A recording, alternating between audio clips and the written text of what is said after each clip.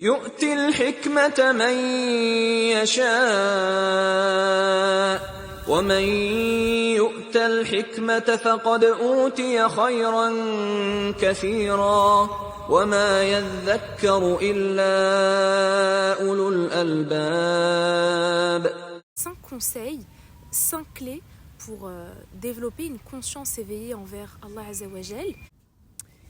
Salam tout le monde, j'espère que vous allez bien. Aujourd'hui, je suis dans un parc, petite ambiance, petit environnement hyper agréable. Et c'est volontaire, c'est pas pour rien qu'aujourd'hui j'ai pensé à prendre mon trépied et à filmer. C'est parce que je voulais vous sensibiliser à un acte d'adoration qui est très important en islam, celui qu'on appelle le tafakkur en arabe, la méditation contemplative ou la contemplation méditative. Alors, juste avant de débuter, je voulais déjà vous parler d'une cagnotte. Comme vous le savez, je parraine une cagnotte, celle d'une famille palestinienne. Ne vous inquiétez pas, le lien de la cagnotte est fiable, il est sécurisé. Et ne vous inquiétez pas pour votre argent, il va bien à la famille. Je les ai eus en FaceTime à plusieurs reprises, je suis toujours en contact avec eux. C'est bien une famille palestinienne, donc ce ne sont pas des menteurs. Et actuellement, on a dépassé les 3000 €, barakallahu fikoum. J'ai eu aussi, la fille s'appelle Hanan, elle s'appelle comme moi, et elle m'a dit il y a 2 jours qu'elle a pu retirer l'écrasante majorité de la cagnotte parce qu'ils ont besoin de médicaments et de nourriture. Mais on n'est pas arrivé à l'objectif, on a pour objectif 10 000 €. Donc continuez à donner de l'argent. Pour ceux qui n'ont pas encore fait, n'hésitez pas à effectuer un don. Ceux qui ont déjà effectué un don, mon nez est cool, je suis désolée. Pour ceux qui ont déjà effectué un don, n'hésitez pas à donner régulièrement, donnez à votre échelle et n'hésitez pas à copier-coller le lien de la cagnotte. Pour tous ceux qui n'ont pas les moyens d'effectuer un don, tous ceux qui sont en situation de précarité, Dieu est témoin de votre situation, mais vous pouvez partager la cagnotte. Et même ceux qui ont les moyens d'effectuer un don, vous n'êtes pas exemptés de partager quand même la cagnotte à vos proches, sur vos réseaux sociaux. Même si vous êtes des personnes avec des petits comptes en privé, vous n'êtes suivi que par 2, 3, 4 personnes, ça compte quand même. Partagez à vos contacts, sur vos groupes WhatsApp, partagez à tout le monde. On doit aider cette famille, sachant qu'il y a encore... Ça a coupé, vous savez déjà, je filme avec Snap, kit main libre, j'ai max 2 minutes. Et je disais, il y a plein d'autres familles qui ont besoin de notre aide, donc il faut qu'on arrive au bout de cette cagnotte pour pouvoir aider plein d'autres familles qui m'ont demandé de l'aide. Je compte sur vous, je sais que vous me faites confiance, et n'oubliez pas que après votre mort, vous n'emporterez rien de vos matériels, rien de tout ce que vous avez. Et la seule chose l'une des rares choses que vous pouvez laisser dans cette vie, ce sont les aumônes que vous avez effectuées. Dans mes cours en sciences islamiques, notre professeur nous avait partagé 5 conseils, 5 clés pour développer une conscience éveillée envers Allah Azzawajal. Ces 5 conseils sont la prière, le dhikr, qui correspond au rappel de Dieu, la lecture du Coran, la quête du savoir et enfin la méditation contemplative. Et c'est justement cette 5e notion que j'ai envie de développer aujourd'hui avec vous. Je pense qu'il y a plein de personnes qui doivent se poser la question de quelle est la différence entre la méditation contemplative et la méditation orientale. Eh bien, sachez que l'une des plus grosses différences repose sur le fondement même, puisque la méditation contemplative repose sur l'enseignement du tawhid, de l'unicité divine. Alors, déjà pour le tawhid, selon les ouvrages que vous allez lire, certains définissent ce tawhid comme étant l'unicité divine, d'autres comme l'unicité absolue, d'autres encore comme étant le monothéisme absolu et d'autres encore comme étant le monothéisme pur. Quoi qu'il en soit, la méditation contemplative est différente de la méditation orientale puisqu'elle repose sur l'enseignement du tawhid. Il y a des centaines de livres de recherche qui ont été publiés à la fin du XXe siècle et qui ont tous insisté sur l'importance de la méditation associée aux facteurs que représente la foi pour pouvoir traiter des désordres psychologiques, psychosomatiques et biologiques avec des facteurs comme le stress, l'anxiété, l'hypertension, l'insomnie, la migraine ou encore les taux de cholestérol très élevés. Vous devez savoir que lorsque vous faites de la méditation contemplative, toutes vos facultés cognitives et spirituelles sont mobilisées dans l'objectif de rechercher une vraie connaissance de Dieu. D'ailleurs, j'ai envie de vous lire un petit extrait du célèbre savant Ibn al-Qayyim al-Jawziyya, qui est l'un des plus grands savants du Moyen-Âge, un savant du XIIIe siècle d'origine syrienne, qui était le disciple d'un autre très très très grand savant qui est Ibn Taymiyyah, qui est également un savant du XIIIe siècle syrien. Et dans son ouvrage Madarij as-Salikin, que vous pouvez retrouver en français sous le nom des Sentiers des itinérants, et il y a 2 volumes, et moi je fais ici référence au volume 2, j'ai volontairement noté sur ma tablette un tout petit extrait dans lequel lui-même revient sur son expérience avec la méditation contemplative. Alors, bismillah. Le croyant qui pratique la contemplation et qui se rappelle de Dieu va commencer par apprécier la solitude et les lieux de retraite où les voix et les mouvements se taisent. Il y trouve la force du cœur et la volonté. Il ne sera ni soucieux ni déprimé, puis il commencera à goûter à la douceur de l'adoration dont il ne peut être rassasié. Il y trouvera abondance de plaisir et de bien-être, plus qu'il n'avait coutume de trouver dans le divertissement et le jeu ou dans la satisfaction des désirs matériels. Quand il vit cet état, nombre de préoccupations matérielles disparaissent, car il est alors dans un monde complètement différent de celui du reste de l'humanité. L'an dernier, j'ai enregistré 2 podcasts, c'est le podcast numéro 11 et le podcast numéro 12. Je vous le dis parce que avant de mettre le titre de mes podcasts, je mets un hashtag avec le numéro, histoire que vous pouvez vous retrouver plus facilement. Et actuellement, j'ai 41 podcasts à mon actif, Allahumma barik. Et du coup, c'est le podcast numéro 11 et 12, 2 podcasts dans lesquels je reviens sur l'importance de la méditation contemplative comme forme d'adoration et dans lequel je reviens également sur les limites de la psychologie moderne. Ces 2 podcasts qui, à eux deux, je pense, font 3h, 3h30. C'est pour ça que je les ai divisés en 2 parties. Très honnêtement, ils sont superbes. Je vous ai cité plusieurs références de grands auteurs, autant des auteurs médiévaux que des auteurs contemporains. Et je vous ai également cité, vous retrouvez des savants, des psychologues, enfin il y a de tout. Et il y a également des cours et des références liées à mes cours en sciences islamiques. Donc n'hésitez pas à les écouter parce que cette vidéo, je vais faire mon maximum pour essayer de vous donner le maximum d'informations et de sources essentielles, mais ça ne remplacera jamais les 3h, 3h30 de podcasts que je vous ai fait. Donc n'hésitez pas à les écouter. Vous devez savoir que l'ensemble de notre pensée intérieure, de nos émotions, de notre perception, de notre imagination et de nos idées influence la formation de notre comportement. Et c'est pour ça que le Coran et la Sunna se préoccupent autant du tafakkur. En fait, la méditation contemplative, elle emplit notre cœur et notre esprit par la majesté des attributs d'Allah Azzawajal, par la grandeur de notre Créateur. Et il faut juste lever les yeux, regarder autour de soi. Et là, je me suis mis dans un environnement où il y a beaucoup de calme, où il y a le chant des oiseaux, où je suis entourée de verdure et d'arbres. Je vais vous montrer, il y a énormément de pelouse, il y a même un lac un peu plus loin. Donc j'ai un peu mis toutes les conditions pour prendre du bon temps voilà. De toute façon, moi j'apprécie la solitude, je suis assez introvertie, donc j'aime beaucoup la solitude, j'aime beaucoup le calme. Et forcément, je me mets en condition, mais comme je l'avais dit dans mon podcast, on n'a pas besoin d'être face à des paysages majestueux, comme par exemple face à la mer, face à un coucher de soleil, face à des montagnes. On n'a pas besoin d'être face à ces paysages pour effectuer de la méditation contemplative et pour prendre conscience de la grandeur des attributs d'Allah.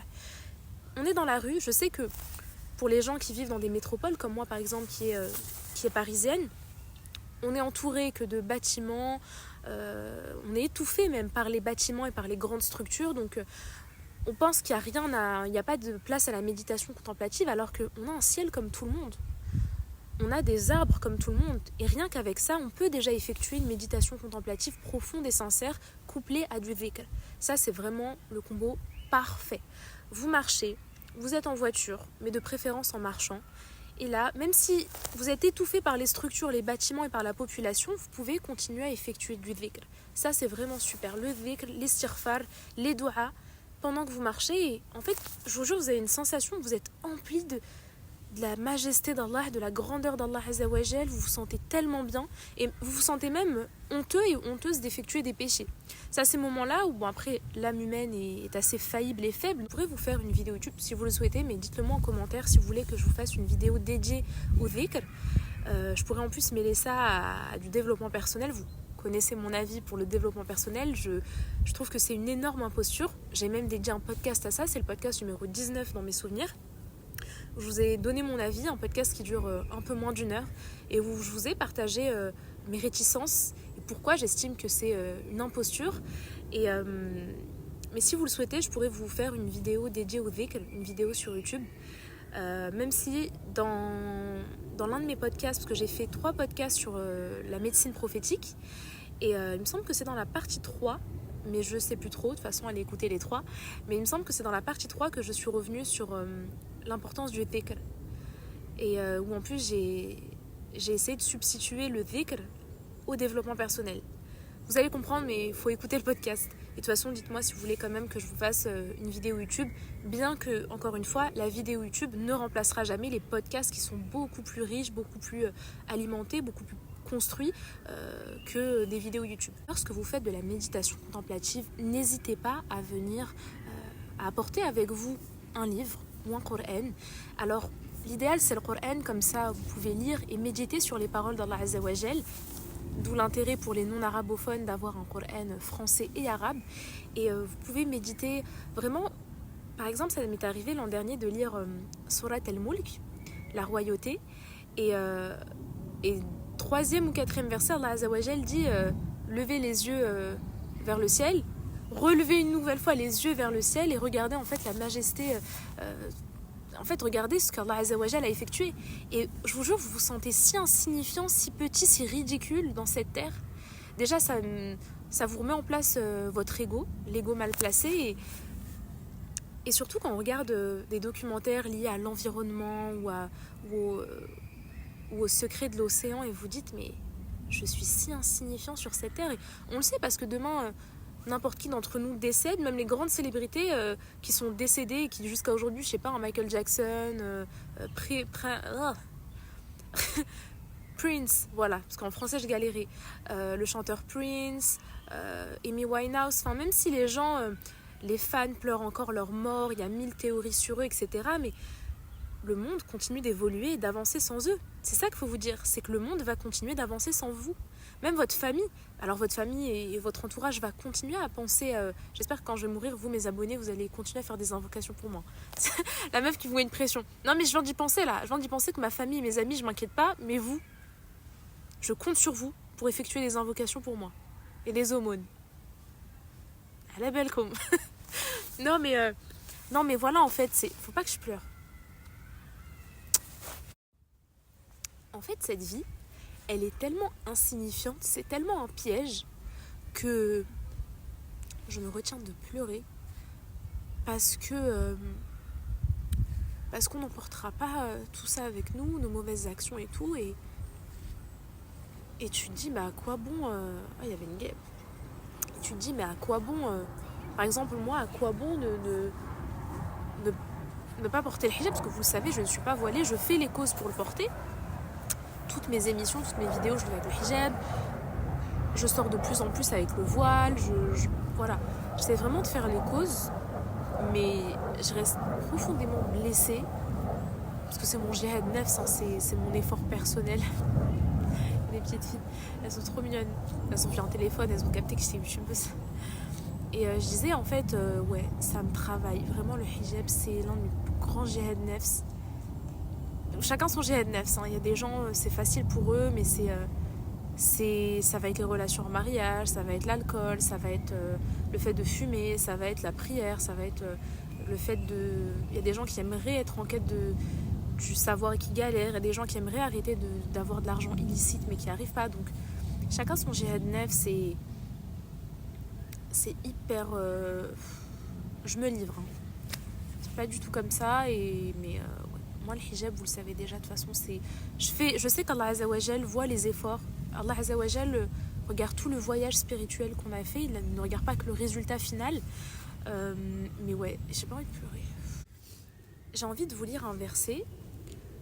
Dans Surat al-Baqarah, verset 269, Allah nous dit « Dieu accorde la sagesse à qui il veut, et celui qui s'est vu accorder la sagesse, en vérité, a reçu un bien immense. Mais seuls les gens doués d'intelligence profonde se remémorent cela. » L'islamologue Tayyib Chouiref, je trouve qu'il a très bien défini et expliqué ce verset, puisqu'il nous explique, en fait, il met en avant le privilège que constitue le don de la sagesse. Et ce don, c'est Allah qui vous l'accorde. D'ailleurs, n'hésitez pas à vous procurer ces ouvrages, je les trouve superbes, ils sont vraiment très bien, il en a écrit plein, je les ai pas tous, mais j'en ai 3. Alors j'ai silence et spiritualité, j'ai amour et spiritualité, et j'ai connaissance et sagesse. Mais il y en a plein d'autres, il y en a plein d'autres qui sont dans ma wishlist et que là je compte acheter. D'ailleurs, n'hésitez pas aussi à regarder ses vidéos sur YouTube, je le trouve très éloquent, très sage, très doux, très bienveillant. J'aime beaucoup le personnage et je pense même qu'il faudrait que je l'invite dans une de mes émissions. Alors je sais pas encore sur quelle thématique je l'inviterai, mais Inch'Allah, je pense qu'il faudrait que je l'invite. Je voulais revenir sur le verset de Sourate Al-Baqarah dans lequel Allah Azza wa Jal, il y a plein de versets comme ça dans lesquels Allah nous interpelle par ô vous les doués d'intelligence. J'adore ces versets, j'adore. Et je disais que Taïb Shurayf, il a très bien défini et expliqué cette notion de doué d'intelligence, déjà parce qu'il parle du privilège que constitue le don de la sagesse et pas que. Taïb Shurayf nous dit que, en fait, il s'est attardé sur le ton du verset, sur le ton qu'Allah Azza wa Jal a employé. Pour lui, c'est le ton de l'interpellation. Allah interpelle le croyant pour justement développer en lui cette quête et cette recherche de conscience et de connaissance vis-à-vis de la création d'Allah Azza wa Jal. Mais c'est un verset qui est également empreint d'une très grande lucidité, puisque les seuls qui peuvent être en quête de cette sagesse sont ceux qui refusent et qui ne veulent plus se contenter d'une superficialité. Ça, c'est important de développer cette notion. Alors déjà, ces êtres-là, ils sont désignés dans le Coran par le terme « ulul albab ». Selon les traductions, dans des Qur'ans, vous allez le trouver sous le terme de « ô vous les gens doués d'intelligence » et dans d'autres traductions sous le terme de « ô vous les gens de la profondeur ». Quoi qu'il en soit, on parle d'une quête du savoir, d'une quête des attributs d'Allah Azza wa Jal, d'une quête de la vraie connaissance de Dieu et pour ne plus faire face aux vices et aux illusions de cette dunya, on ne veut plus se contenter de superficialité, de connaissances superficielles, même d'une pratique religieuse et spirituelle qui soit superficielle. Et pour moi, ça, c'est important de mettre un point d'honneur à développer cette notion, notamment en vous demandant une énième fois d'arrêter de consommer la culture du vide. Il faut arrêter de consommer et arrêter d'alimenter cette culture-là. C'est marrant parce que les gens se plaignent souvent de la culture du vide, mais continuent de consommer des vidéos et des contenus liés à la culture du vide. Revenons sur le verset, sur le terme « ulul albab » qui, comme je vous l'ai dit, signifie soit les gens de la profondeur, soit les gens doués d'intelligence. Quoi qu'il en soit, vous devez savoir que ce terme a alimenté la réflexion pendant des siècles. De nombreux savants, théologiens, mystiques et islamologues nombreux se sont posé la question de quelle est la réelle définition de ce terme. Il y a une sagesse derrière ce terme. Si Allah insiste autant sur ce terme en finissant de nombreux versets par ça, c'est qu'il a une importance cruciale en islam. Vous devez savoir que le terme albab, c'est le pluriel du mot loub. Et le mot loub signifie la partie intérieure du fruit en opposition à son écorce. Vous le savez, en islam, la raison et l'intellect occupent une place centrale dans notre cheminement spirituel et c'est pour ça que le prophète Mohammed sallallahu alayhi wa sallam nous dit dans un hadith qui a été rapporté par Abu Huraira et authentifié selon les critères de Muslim. Je vous mettrai le numéro et la référence du hadith dans cette vidéo, mais le prophète nous dit que la noblesse du croyant provient de sa religion, sa dignité réside dans son intellect et sa valeur dans ses vertus. Je voulais également aborder avec vous, il y a des gens qui passent donc je suis désolée pour le bruit, je voulais aborder avec vous ce qu'on appelle les 4 niveaux de méditation contemplative. C'est une notion qui a été développée, qui a été même introduite par un psychologue soudanais contemporain qui est décédé rahimahullah du nom de Malik Badri. Il est même considéré comme le père fondateur de la psychologie islamique. Le premier stade, c'est celui où la connaissance de l'objet contemplé vient d'une perception sensorielle directe, comme par la vue, par l'ouïe, par l'odorat ou encore par le toucher, ou de façon indirecte, comme par le biais de l'imagination. Donc il n'y a pas d'influence liée à nos émotions ou à nos sentiments. C'est comme le fait de regarder un coucher de soleil. Deuxième stade de contemplation, c'est quand on commence à étudier les données et l'aspect esthétique de ce qu'on est en train de contempler. Et c'est à ce moment-là où déjà on passe d'une simple perception visuelle, on va rester sur l'exemple du coucher de soleil, donc, ou d'une vue sur la mer. Donc, premier stade, on regarde. Deuxième stade, on commence à analyser de plus près les données. On commence à se dire... Ok, c'est magnifique. Le troisième stade, il intervient lorsque celui qui médite traverse la frontière entre le créé et le créateur. Entre le créé, c'est l'objet de contemplation méditative. Ça veut dire que le troisième stade, il est atteint lorsque vous regardez un coucher de soleil et que vous savez que le coucher de soleil, c'est Allah Azza wa Jal qui l'a créé. Donc ça, c'est l'objet vous faites de la méditation contemplative, vous contemplez l'objet qui est créé avec une arrière-pensée vis-à-vis du créateur. Ça veut dire que d'un coup vous êtes traversé, et je pense que ça nous le fait à nous les croyants, et pas que les croyants, mais c'est beaucoup plus pour nous les croyants, ça nous le fait, on est traversé par un profond sentiment de reconnaissance et de soumission vis-à-vis d'Allah Azza wa Jal. On se sent si petit, si insignifiant, et on se dit waouh, Allah a créé ça, c'est magnifique. Et parfois on n'a même pas besoin d'être face à un environnement magnifique. On a juste à regarder des images et des vidéos de paysages à couper le souffle sur les réseaux, comme par exemple les montagnes en Suisse. Je dis ça, mais en France, il me semble que c'est vers Lyon, je crois que ça s'appelle le lac de Passy, enfin je sais plus ça s'appelle comment. C'est un peu, c'est la même ambiance, que le même environnement, la même atmosphère qu'en Suisse, ça a coupé le souffle, ou je sais pas, Bora Bora, des paysages comme ça, et on se dit waouh, c'est sublime. C'est impressionnant. Et enfin, le quatrième stade, le quatrième niveau de méditation contemplative, c'est celui que Malik Badri définit comme étant la cognition spirituelle. En fait, c'est lorsque la contemplation méditative fait partie intégrante de la nature du croyant, de celui qui effectue cet acte d'adoration, et qu'elle finit par développer en vous de l'amour et de la crainte révérentielle vis-à-vis des attributs sublimes d'Allah Azza wa Jal.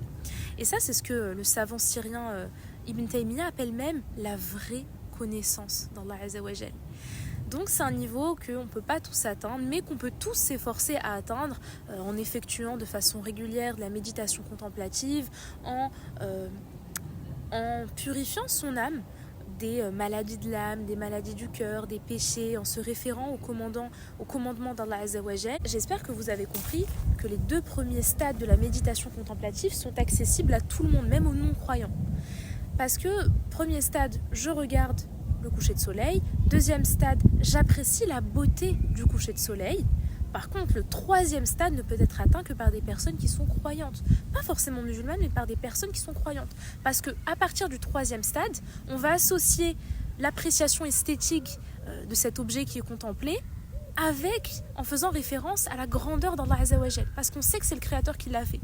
Et le 4e stade, qui n'est exercé que par les personnes qui ont développé cette conscience éveillée envers Allah Azza wa Jal, qui font rarement des péchés et qui font régulièrement de la méditation contemplative. Et j'espère que vous avez compris durant cette vidéo. Je pense qu'elle va être grave longue, alors que j'ai l'impression que ça fait que 10 minutes que je parle, mais je pense qu'elle va être longue, mais ça m'a fait trop plaisir de vous la faire. J'espère que vous allez prendre conscience et dégager un peu de temps, ne serait-ce qu'aller dans un petit parc, vous poser sur un banc et aller effectuer un petit acte d'adoration. Alors, je sais qu'il y a des sudistes qui me suivent. Alors vous, ça va la vie de César, le luxe. Vous avez la plage, vous avez la mer. Et nous, on est là, on a des lacs. On peut pas se baigner, on voit juste des canards, des cygnes et des oies, mais on est dépaysés, Zama. Franchement, Paris, je crois qu'à part pour le business, pour les monuments, les musées, c'est une très belle ville, c'est une très très très très jolie ville, mais beaucoup d'infrastructures et de monde, de stress. C'est la fin de cette vidéo. Si elle vous a plu, n'hésitez pas à liker. Je vois que j'ai peu de likes par rapport au ratio de vues que je fais. Alors c'est pas du tout pour mon ego personnel, ne vous inquiétez pas, hein. C'est pour l'algorithme. Si vous appréciez les vidéos, abonnez-vous. Activez la cloche de notification pour ne manquer aucune de mes vidéos, sachant que prochainement je vais effectuer 2 tournages. Je vous spoil pas les titres ni les invités, mais j'espère qu'ils vont vous plaire. Et si vous voulez me soutenir, vous pouvez vous abonner, liker, laisser un petit commentaire pour le référencement et l'algorithme. Même si vous n'avez rien à dire, pour m'aider à faire remonter l'algorithme, vous pouvez laisser un petit commentaire. Ça peut être même un point d'exclamation, un petit point, un petit cœur, un smiley clin d'œil. Mais ça compte, c'est une interaction pour le système informatique, ça compte comme une interaction, donc vous pouvez laisser un petit commentaire pour le référencement. Et voilà. Et surtout, n'oubliez pas d'effectuer un don à votre échelle et n'oubliez pas de partager la cagnotte pour venir en aide à Hanan, parce qu'elle s'appelle Hanan comme moi, c'est une petite fille, c'est une jeune fille qui a 16 ans et ils sont 8 dans leur famille. Et bref, effectuez un don à votre échelle. J'ai plus beaucoup de batterie, c'est dommage parce que je voulais également vous faire une deuxième vidéo. Je voulais vous faire une vidéo qui s'intitule Votre corps a une mémoire, où je voulais vous parler un peu de l'aspect psychologique, biologiques, etc. Parler des traumas, parler de plein de choses comme ça, mais j'ai moins de 10% de batterie, du coup je vous la ferai. Dites-moi en fait, c'est à vous de me dire si vous... Parce que je vous ai fait un podcast que j'ai pas encore posté, je vous le poste pour septembre, vu que ce mois-là je vous ai quand même posté 4 ou 5 podcasts, donc j'ai été assez productive, je vous ai gâté. Là je vous habitue au caviar. Après, quand je vais plus être productive, vous allez vous plaindre. Dites-moi dans l'espace commentaire déjà si vous avez apprécié cette vidéo, si vous avez appris des nouvelles choses. J'espère que vous allez vous mettre à la méditation contemplative. C'est vraiment l'un des actes d'adoration les plus simples. Il y a un autre acte d'adoration qui est très très très simple, qui est le silence. Je vous ai fait un podcast qui dure que 10 ou 15 minutes et c'est très rare que je vous fais des podcasts courts. Je me souviens plus c'est combien le numéro, mais c'était le combientième, mais... C'est un podcast où je vous parlais de l'importance du silence comme forme d'adoration. C'est sous-estimé, mais croyez-moi que c'est très important de savoir maîtriser sa bouche et sa langue pour éviter des péchés déjà comme la médisance et la calomnie.